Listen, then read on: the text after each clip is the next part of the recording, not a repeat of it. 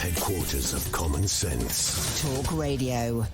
Shortly after 4 o'clock this morning, I spoke to President Zelensky of Ukraine as the first missiles struck his beautiful and innocent country and its brave people, and I assured him of the unwavering support of the United Kingdom. Yeah. And I can tell the House that at this stage, Ukrainians are offering a fierce defence of their families and their country.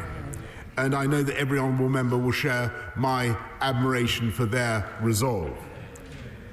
Earlier today, President Putin delivered another televised address and offered the absurd pretext that he sought the demilitarisation and denazification of Ukraine. In fact, he is hurling the might of his military machine against a free and peaceful neighbour in breach of his own explicit pledge and every principle of civilised behaviour between states, spurning the best efforts of this country and our allies to avoid bloodshed. For this, Putin will stand condemned in the eyes of the world and of history. He will never be able to cleanse the blood of Ukraine from his hands. And although the UK and our allies tried every avenue for diplomacy until the final hour, I'm driven to conclude that Putin was always determined to attack his neighbour, no matter what we did. Now we see him for what he is, a blood-stained aggressor who believes in imperial conquest. I am proud that Britain did everything within our power to help Ukraine prepare for this onslaught, and we will do our utmost to offer more help as our brave friends defend their homeland.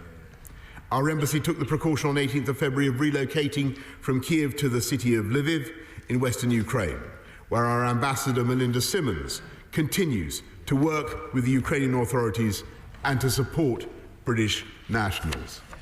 Now we have a clear mission, diplomatically, politically, economically, and eventually militarily.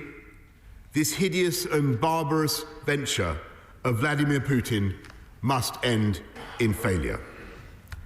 At the G7 meeting this afternoon, we agreed to work in unity to maximise the economic price that Putin will pay for his aggression. And this must include ending Europe's collective dependence on Russian oil and gas that has served to empower Putin for too long. So I welcomed, again, Chancellor Scholz's excellent decision to halt the certification of Nord Stream 2. Mr. Speaker, countries that together comprise about half the world economy are now engaged in maximising pressure, economic pressure, on one that makes up a mere 2%.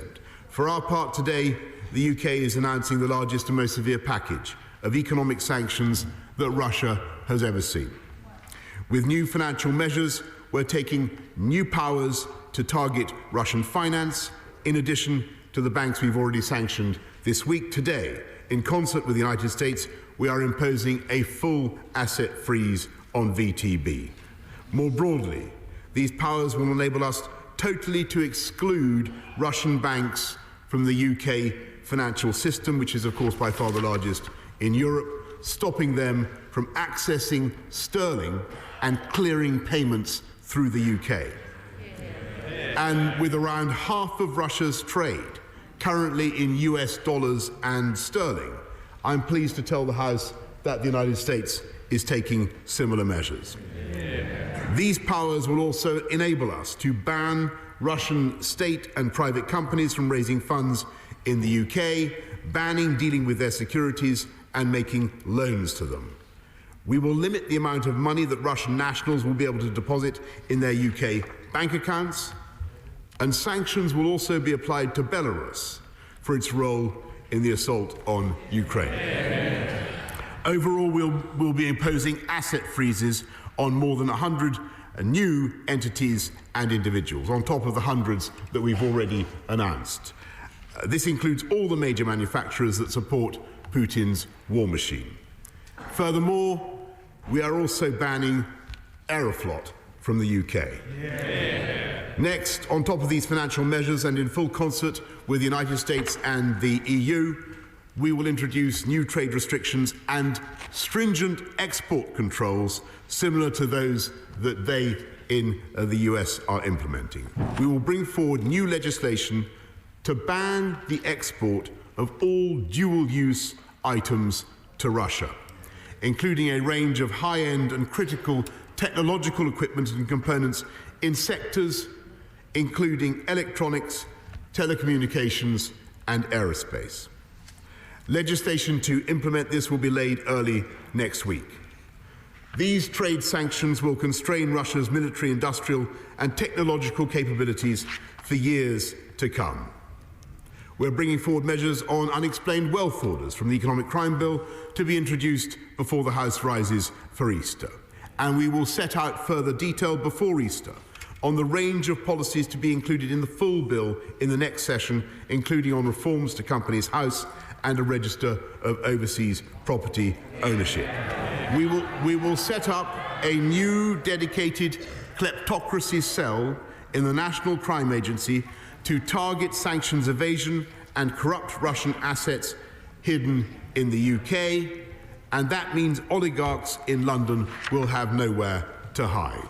And Mr. Speaker, I know that this House will have great interest in the potential of cutting Russia out from SWIFT. And I can confirm, as I've always said, that nothing is off the table. But for all these measures to be successful, it is vital that we have the unity of our partners, the unity in the G7 and other fora. And, Mr. Speaker, Russian investors are already delivering their verdict on the wisdom of Putin's actions.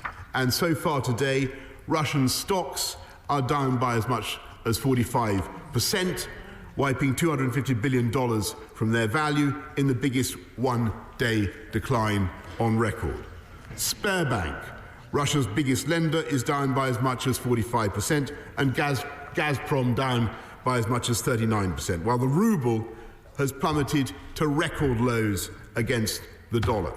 We will continue on a remorseless mission to squeeze Russia from the global economy piece by piece, day by day, and week by week. And we will, of course, use Britain's position in every international forum to condemn the onslaught against Ukraine, and we will counter the Kremlin's blizzard of lies and disinformation by telling the truth about Putin's war of choice and his war of aggression.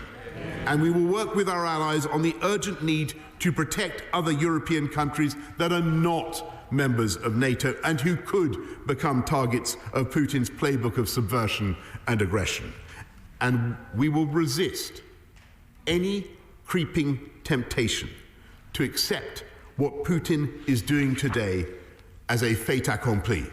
There can be no creeping normalization, not now, not in the months to come, not in the years ahead. We must strengthen NATO's defences still further. And so today I called for a meeting of NATO leaders, which will take place tomorrow, and I will be convening the countries that contribute to the Joint Expeditionary Force, which is led by the United Kingdom and comprises both NATO and non-NATO members. Last Saturday, I warned that this invasion would have global economic consequences, and this morning the oil price has risen strongly. The government will do everything possible to safeguard our own people from the repercussions for the cost of living. And of course, we stand ready to protect our country from any threats, including in cyberspace. Above all, the House will realise the hard and heavy truth that we now live in a continent where an expansionist power, deploying one of the world's most formidable military machines, is trying to redraw the map of Europe in blood and conquer an independent state by force of arms. And it's vital for the safety of every nation that Putin's squalid venture should ultimately fail and be seen to fail. However long it takes, that will be the steadfast and unflinching goal of the United Kingdom, I hope of every member of this House and every one of our great allies, certain that together we have the power and the will to defend the cause of peace and justice as we have always done. And I say to the people of Russia, again, whose president has just authorized an onslaught against a fellow Slavic people, I cannot believe that this horror is being done in your name, or that you really want the pariah status that these actions will bring to the Putin regime. And to our Ukrainian friends, in this moment of agony, I say that we are with you and we are on your side. Your right to choose your own destiny is a right that the United Kingdom and our allies will always defend, and in that spirit, I join you in saying Slava Ukraini, and I commend this statement to the House. Good talk. Hot talk. Bold talk. Talk radio. Listen on your smart speaker. Watch it live on your smart TV. The world headquarters of common sense. Talk radio.